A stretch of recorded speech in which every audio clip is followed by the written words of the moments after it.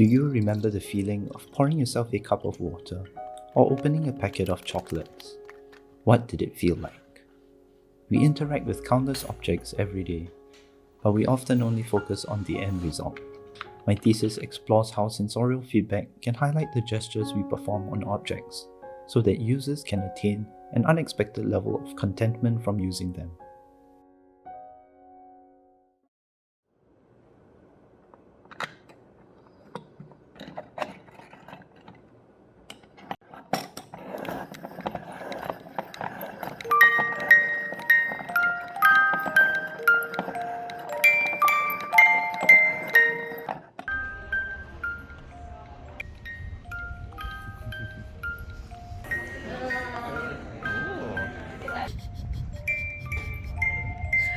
So cute. Oh, that's quite cool. That's interesting. It is very unexpected. Okay. Yeah, it's very, very unexpected.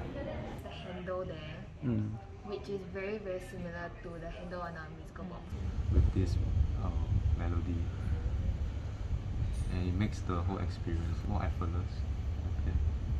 It actually makes a lot of sense, because like, you know how music boxes are also cranked, and like, I mean it was quite a pleasant surprise to see like as you crank, then the music box sound plays also.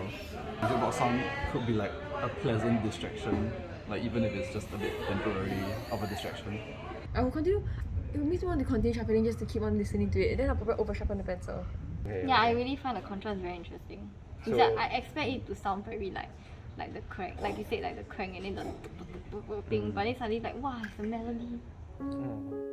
My first round of user testing revealed flaws in the type of sound produced and the way the sharpener should work. But it also showed the potential of how sensorial feedback can elevate the mundane experience of sharpening one's pencil.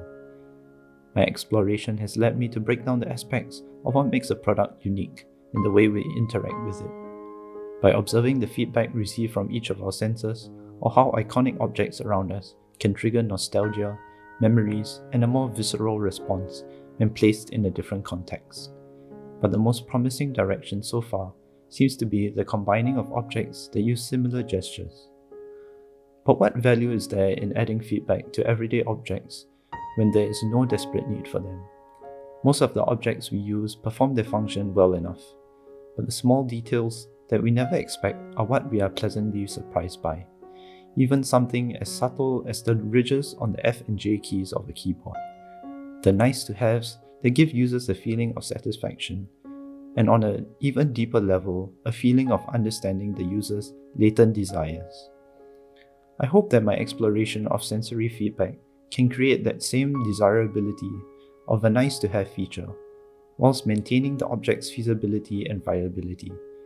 These interventions could spark a thoughtfulness of how objects can give us feedback that is not just functional but fun, making ordinary objects extraordinary.